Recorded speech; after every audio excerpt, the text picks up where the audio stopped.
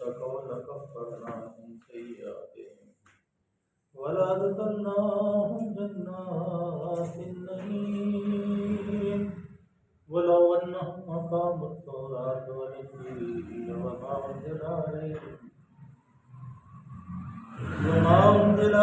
من ربهم لأكلوا من فوقهم ومن تحت أرجلهم منهم أمة مقتصدة وكثير منهم ساء ما يعملون. صدق الله العلي العظيم وصدق رسوله النبي الرشيد ونحن على من الشاهدين والشاكرين والحمد لله رب العالمين. وقت بچے گا تو ساتھ ساتھ قرآن کی باقی آیات ملاتے جائیں گے. آج ذرا آسان سا ہے. پہلی جو اللہ تعالیٰ نے ارشاد فرمایا ہے، کل ہم نے پڑھ لیا تھا کہ اللہ تعالیٰ نے ان کی نافرمانی، سرکشی، حرام کھانے اور ان کی جو ان کے آئمہ ربانیین صوفیاء جدیدہ لوگ تھے، ان کی لاپرواہی کہ وہ اپنی امتوں کو حرام کھانے سے اور فحاشی سے، جوئے سے، شراب سے نہیں روکتے تھے. کل عرض کرتی گئی تھی کہ ہر امت کے جو عالم ہیں، مفتی ہیں، فقیہ ہیں، دیندار ہیں، صوفیاء ہیں، گدی نشین ہیں، ان کے یہ ذمہ ہے کہ اپنی قوم کو، امت رسول صلی اللہ علیہ وسلم کو، امت محمدیہ کو برائی سے روکیں، اچھے کاموں کی ترغیب کریں اور اس قرآن کے اوپر عمل کرنے والا بنائیں. اگر ان کی یہ ذمہ داری تھی تو یہ کتاب جو ہمارے پاس ہے، یہ مہیمن الکتاب، یہ تمام کتابوں کی محافظ ہے، اور تمام جو کتابیں پیچھے نازل ہوئی وہ ساری اس کتاب کے اندر موجود ہیں. جو آپ اگر تلمود پڑھیں، زبور پڑھیں، تورات پڑھیں، انجیل پڑھیں، اس کے اندر جو عبارات ہیں جو اللہ کی طرف سے ہیں وہ بالکل قرآن سے مماثلت رکھتی ہیں، اور جو ان کے اپنے تصنیفات ہیں بیچ میں لکھی ہوئی کہ فلاں نے یہ کہا، فلاں نے یہ کہا، وہ بالکل علیحدہ ہے. انسانی کلام جو ہے وہ اللہ کے کلام سے نہیں مل سکتا. اسی لیے نبی صلی اللہ علیہ وسلم کی احادیث کی زبان بھی علیحدہ ہے اور قرآن کی زبان بھی علیحدہ ہے. یہ قرآن اللہ کا کلام ہے، اور اللہ کا کلام جو ہے اس کے ساتھ کوئی آدمی تمثیل یا نقل یا لفظ کوئی بنا نہیں سکتا، نہ بنا ہے، نہ بنے گا، نہ کوئی بنا سکتا ہے. یہ پہلے بھی تھا، آج بھی ہے اور آئندہ بھی رہے گا. اس لیے اللہ نے ان سے کہا کہ وَلَوْ أَنَّ أَهْلَ الْكِتَابِ آمَنُوا وَاتَّقَوْا لَكَفَّرْنَا عَنْهُمْ سَيِّئَاتِهِمْ. اگر اس سرکشی کی بجائے یہ اہل کتاب ایمان لے آتے اور اللہ خدا ترسی کی روش اختیار کرتے تو ہم ان کی برائیاں ان سے دور کر دیں گے. اب اگر ہم اللہ کے اس کلام کے اوپر ایمان لیں اور اس کے اوپر عمل کریں، اس کے بتائے ہوئے طریقے کے مطابق اپنی زندگی بسر کریں، تو وہی انعام جو ان کو ملنا ہے وہی انعام ہمیں ملے گا. کہ اللہ کیا کرے گا کہ ہمیں ہمارے گناہوں کو معاف کر دے گا، ہماری سیئات کو ہم سے دور کر دے گا، اور وَلَا أَدْخَلْنَاهُمْ جَنَّاتِ النَّعِيمِ، اور نعمت بری جنتوں میں داخل فرمائے گا. اب اس کے اوپر غور کر لیں کہ اگر اللہ تعالیٰ ان مشرکین جو مشرک ہو گئے تھے، وہ اہل کتاب جو تورات کو، انجیل کو، زبور کو یا پہلے انبیاء کو مانتے تھے، لیکن اس کے اندر انہوں نے تعریفات کی، تو اللہ یہاں ان کو قادیانے کے طور پر ڈرانے کے لیے ابھی بھی ان کے لیے موقع ہے کہ اگر وہ اس کتاب کو، جو اپنی کتابوں کو مانتے، تو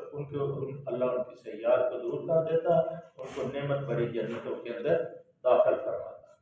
اب آگے کی بات ہے، وَلَوْ أَنَّهُمْ أَقَامُوا التَّوْرَاةَ وَالْإِنْجِيلَ وَمَا أُنزِلَ عَلَيْهِم مِّن رَّبِّهِمْ لَأَكَلُوا مِن فَوْقِهِمْ وَمِن تَحْتِهِمْ أَرْجُلِهِم مِّنْهُ امۃ مقتصدہ وکثیر منہم ساء ما یعملون۔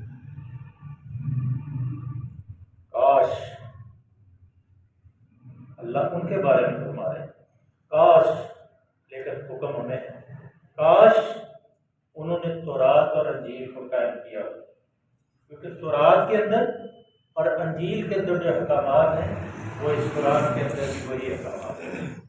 اگر وہ ان احکامات کو مانتے تو وہ پھر ان کو اپنا مذہب تبدیل کرنے کی ضرورت نہیں تھی کہ جب نبی صلی اللہ علیہ وسلم کی بعثت ہوئی تھی، اگر وہ صحیح عیسائی ہوتے، صحیح یہودی ہوتے، تو وہ جب پہلی کتابوں کو مانتے تھے تو ان کی دین کی کنٹینیوٹی تسلسل بن جانا تھا، وہ آٹومیٹک انہوں نے اسلام کے سپاہی بن جانا تھا اور ان کو توڑ اجر ملنا۔ ایک پہلے پیغمبروں کے صحابہ ہونے کی حیثیت سے اور دوسرے ان نبی صلی اللہ علیہ وسلم کے کتاب لانے کے اوپر، آپ صلی اللہ علیہ وسلم کے اوپر ایمان لانے، خاتم النبی تسلیم کرنے، جنت اور دوزخ کو ماننے، اللہ وحدہ لا شریک کو تسلیم کرنے، اور تورات کو اور انجیل کو اگر انہوں نے جو ان کے اوپر نازل کی گئی تھی کہ ربہم اللہ کی طرف سے لا آکلوا منہم من فوقہم ومن، پھر کیا اللہ کرتا؟ اگر آج ہم بھی یہ کام کریں گے تو وہ انعام جو اللہ نے ان کے لیے فرمایا ہے پھر وہ انعام منہم ہمارے لیے بھی، اور وہ انعام ان سے زیادہ اچھے طریقے سے اللہ تعالیٰ کی ذات کریم ہمیں عطا فرمائیں گے، اس لیے کہ اللہ کا وعدہ سچا وعدہ، اللہ کا قول سچا قول، اللہ کا حکم سچا قول، اللہ کی کتاب سچی کتاب، اور اللہ کے رسول برحق رسول۔ تو آپ اللہ کی ذات کریم ارشاد فرماتے ہیں اگر انہوں نے انجیل کو، تورات کو قائم کیا ہوتا، انزل علیہم، جو ان کے اوپر نازل کی گئی من ربہم، ان کے رب کی طرف سے،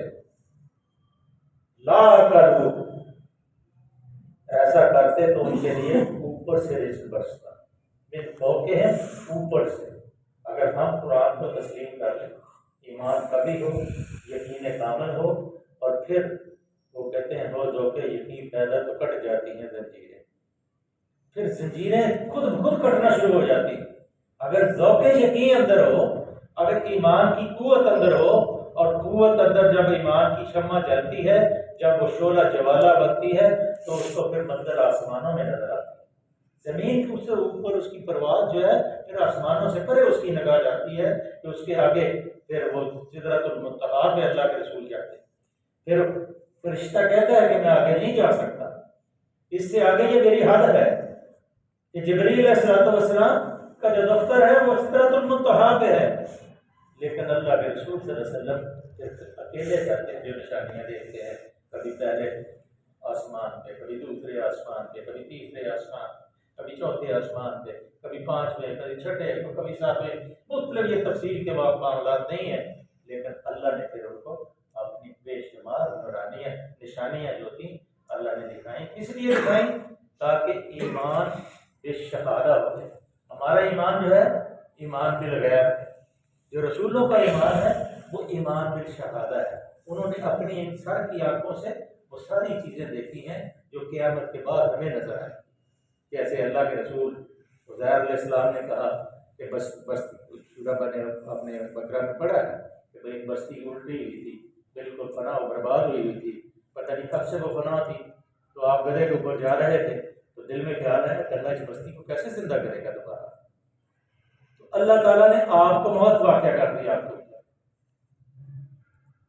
اور آپ نے کھانا ایک درخت کے ساتھ لٹکا کے آپ نیچے سو گئے، اور پھر وہ نیند آ گئی، اور پھر جب جگایا گیا تو پوچھا کتنی دیر سوئے، کہا ایک دن یا ایک دن کا کچھ حصہ، کہا آپ 100 سال سوئے۔ انظر الی حمارک، اپنے گدھے کی طرف دیکھو، تو گدھے کی طرف دیکھا تو وہ ہڈیاں کی بات کی کچھ بھی نہیں، اور کہا پھر آپ ذرا اپنے کام کی طرف دیکھو، تو جب کام کو دیکھا گیا تو وہ تر و تازہ تھا، تو فوراً کہا اللہ تیری قدرت جو ہے تو ہر چیز کر سکتا ہے، میرا ایمان جو ہے اس چیز پہ ہے کہ زندگی کے بعد موت ہے، موت کے بعد پھر زندگی، یہ زندگی ہے اللہ نے دی ہے، پہلے ہم کچھ نہیں تھے، کوئی شے نہیں تھے، اللہ نے ہمیں زندگی عطا فرمائی، اور اس کے بعد ہمیں پھر اللہ موت دے گا، اور موت کے بعد پھر ہمیں زندگی دے گا، اور وہ زندگی ہمیشہ کی ابدی زندگی ہوگی، اگر جنت کی ہوگی تب بھی ابدی ہوگی، اگر جہنم کی ہوئی تو تب بھی اپنی ہوگی۔ اب فیصلہ ہمیں کرنا ہے، ہاتھ ہمارے میں ہے کہ ہم نے جنت لینی ہے یا دوزخ لینی ہے۔ اگر اللہ کے احکام کی ہم اطاعت کریں گے، اللہ کے بتائے ہوئے طریقے کی پیروی کریں گے، نبی صلی اللہ علیہ وسلم کی اطاعت کے اندر اپنی زندگی گزاریں گے اور سنت کے مطابق اپنی زندگی کو بسر کریں گے، تو پھر اللہ کے رسول جب اللہ نے فرما دیا ہے وَإِن كُنتُمْ تُحِبُّونَ اللَّهَ فَاتَّبِعُونِي يُحْبِبْكُمُ اللَّهُ، اگر یہ چاہتے ہیں میرے حبیب یہ تو میں ان سے محبت کروں، تو ایک ہی نسخہ ہے، ایک ہی تعویذ ہے جو لوگ جا کے درباروں پہ لکھاتے ہیں۔ اللہ نے کہا ایک ہی تعویذ ہے، وہ تعویذ کیا ہے کہ میرے حبیب یہ تیری اتباع ہے، تیری اتباع کرے، جہاں آپ کے قدم پڑے ہیں وہاں قدم رکھیں، جہاں آپ نے سجدے کیے وہاں سجدے کریں، جس طرح توحید کو آپ نے بلند کیا ہے اس طرح توحید کو بلند کریں، جس طرح لوگوں کے حقوق ادا کرنے کے لیے جب اللہ کے آخری آیت نازل ہوئی اذا جاء نصر اللہ، سورہ نصر، تو اللہ کے رسول صلی اللہ علیہ وسلم نے صحابہ کو بلایا اور جبریل سے پوچھا کہ جبریل کیا بتا آخری وقت آ گیا؟ کہاں اللہ کے رسول آخری وقت مہلت ختم ہو گئی، ہاں اللہ کا بلاوا آ گیا، تو آپ نے صحابہ کو بلایا اور خطبہ دیا کہ میں نے اگر کسی کے ساتھ میں اللہ کا واسطہ دے کے کہتا کہ اگر کسی نے مجھ سے میں نے کسی سے زیادتی کی ہے تو وہ مجھ سے بدلہ دے۔ 3 دفعہ آپ نے صحابہ سے کہا، تو آکاشا جس کو آپ ابھی آیا داخل نہیں ہوئے تھے، تو آپ نے کہا جو بھی آدمی آئے گا، جو صحابی آئے گا وہ جنتی ہے، اس کو دے۔ تو جب آکاشا آئے تو سب لوگوں نے دیکھا کہ وہ جنتی، تو 3 دفعہ آپ نے کہا کہ جس کے ساتھ میں نے کوئی زیادتی کی ہے وہ بدلہ لے لے، میں یہاں بدلہ دے سکتا ہوں، آگے نہیں۔ کسی نے کہا میں نے 1 درہم لینا ہے، کسی نے کہا 2 درہم لینے ہیں، اس طرح کر کے اللہ کے رسول صلی اللہ علیہ وسلم نے حضرت عباس رضی اللہ تعالیٰ عنہ کا قید کا قرضہ اتار کر اور آکاشا اٹھ کے کھڑے ہو گئے۔ یہ ذرا واقعہ سننے کے قابل ہے کہ آکاشا اٹھ کے کھڑے ہو گئے، کہا ہے اللہ کے رسول ہم جنگ سے ایک غزوہ سے واپس آ رہے تھے، تو راستے میں میری اونٹنی آپ کی اونٹنی کے ساتھ لگ گئی، تو آپ نے اپنی قریب لاٹھی سے مارا، میں بدلہ لینا چاہتا ہوں اور میں کبھی نہ اٹھتا، لیکن آپ نے کیونکہ اللہ کا واسطہ دیا ہے تو اس لیے میں اٹھ کر آ۔ صحابہ پریشان ہو گئے کہ اللہ کے رسول کی بشارت ہے کہ یہ جنتی ہے اور یہ کیا کہہ رہا ہے؟ ابو بکر اٹھتے ہیں کہ مجھ سے بدلہ لے، اللہ کے رسول بٹھا دیتے ہیں، بیٹھ جاؤ، اس کا اور میرا معاملہ ہے۔ عمر اٹھتے ہیں، علی اٹھتے ہیں، عثمان اٹھتے ہیں، حتیٰ کہ حسن اور حسین اٹھتے ہیں۔ آپ کہتے ہیں نہیں میں نے بدلہ آپ سے لینا، تو پھر بلال کو پکارا جاتا ہے، جا بلال گھر سے قریب لے گیا، فاطمہ کے پاس جاتے ہیں، حضرت فاطمہ سے کہتے ہیں اے فاطمہ قریب دے۔ فاطمہ پوچھتی ہیں آج نہ جمعہ ہے نہ عیدین ہے نہ کہیں غزوے پہ جانا ہے، تو اللہ کے رسول صلی اللہ علیہ وسلم اس قریب کو اس لاٹھی کو سے پھٹتے تھے، جب خطبہ دینا ہوتا تھا یا کہیں غزوے پہ جانا ہوتا تھا یا عیدین ہوتی تھی، کہ فاطمہ آج عجیب بات ہے، اور پوری تفصیل بتاتے ہیں کہ ایک آشا نے بدلہ لینا ہے، تو آپ حسن و حسین ساتھ آتے ہیں، روتے ہیں، دل بلاتے ہیں، چیخیں مارتے ہیں، اے آشا ہمارے نانے کا بدلہ ہم سے لے۔ کہتے ہیں جو آپ کا مقام کوئی اس میں شک نہیں، الحسن والحسین سیدہ اہل الجنہ شباب اہل الجنہ، حسن اور حسین جنت کے نوجوانوں کے سردار ہیں، اس میں کوئی شک نہیں، لیکن میں نے بدلہ اللہ کے رسول سے، تو آپ صلی اللہ علیہ وسلم نے قریب فرمائی کہ لو آکاشا مارو، کہا اللہ کے رسول صلی اللہ علیہ وسلم فدا کا بابی، میرے ماں باپ آپ کے اوپر قربان، لیکن بدلہ میں نے ننگے جسم، آپ نے مجھے ماری تھی میں نے ننگے جسم ماری۔ آپ صلی اللہ علیہ وسلم نے اپنے چہرہ اپنے جسم اطہر سے جب قمیض اٹھائی، جب نور کی کرنیں اوپر کی طرف گئی تو آکاشا آپ کے جسم کے فوراً لپٹ کے ہاتھ چومنا شروع کر اور کہا اللہ کے حبیب کس کی جرت ہے کہ آپ کو مارے، میں تو آپ کا جسم چومنا چاہتا تھا کہ میرے ہونٹوں کو کبھی جہنم کی آگ نہ چھو سکے۔ اگر آپ اللہ کے دین کو قائم کر لیں، جیسے یہ تورات اور انجیل کے بارے میں اللہ نے فرمایا کہ اگر وہ یہ قائم کرتے تو پھر اس کے بعد ان کو اللہ آسمان سے بھی رزق دیتا، ان کے پاؤں سے نیچے سے رزق ابلتا، پہاڑوں سے سونا نکلتا۔ ہمارا ملک اتنا حسین ملک ہے، اس کا نام اتنا حسین ہے کہ پاکستان پاک، لیکن ہم نے اس کو گندا کر دیا اپنے کردار سے، اپنے کریکٹر سے، اپنے عمل سے، اپنے اعمال سے۔ اپنے حکمرانوں نے اس کے تکہ بوٹی نوچ لی،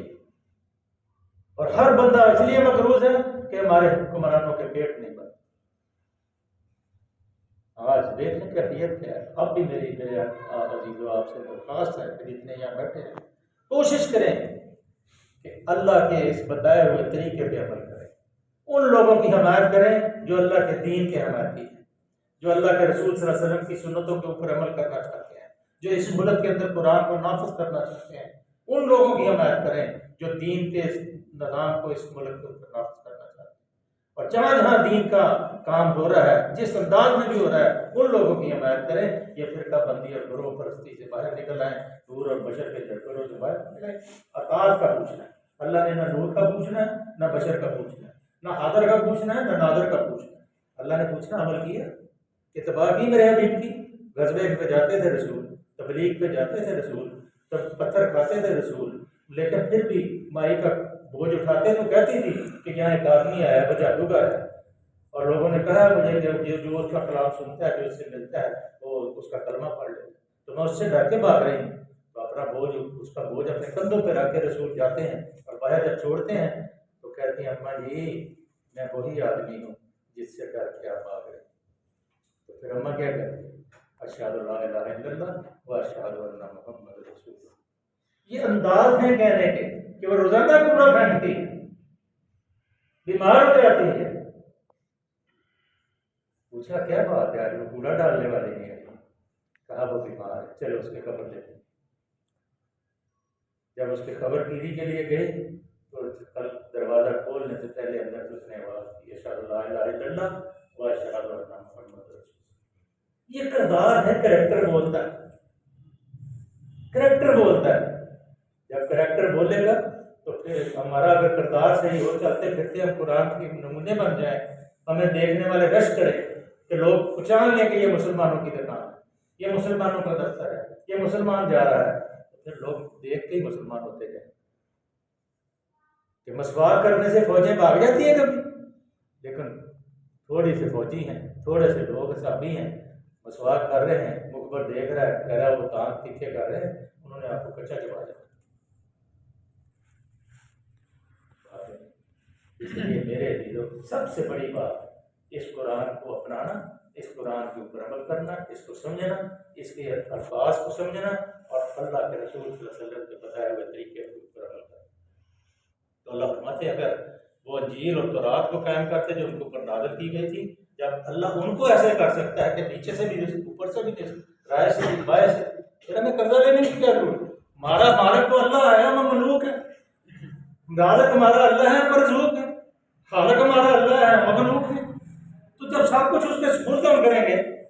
مالک کے سپرد جب کریں گے، جب ہم نیک لوگ ہوں گے اور اس کی مملوک ہوں گے،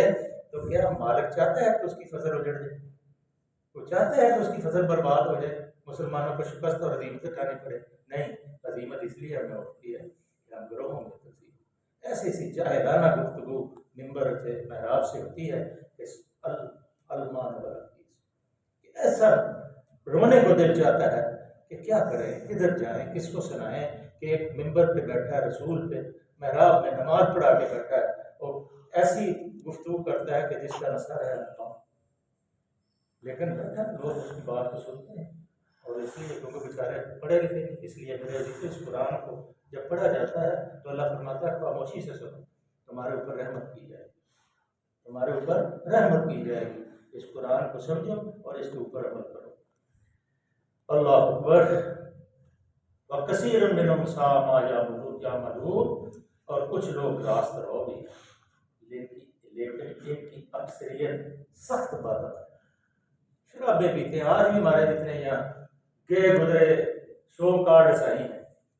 ہر ایک کے دسترخوان کے اوپر شراب پڑی ہوتی ہے۔ آپ اندازہ لگا لیں کہ یہ روٹی کھانے کو نہیں ملتی، شراب آ گیا چور کر۔ اس لیے اللہ تعالیٰ کہتے ہیں کچھ لوگ ایسے ہیں جو نیک ہیں، لیکن اکثر جو لوگ ہیں وہ بدعمل ہیں، اور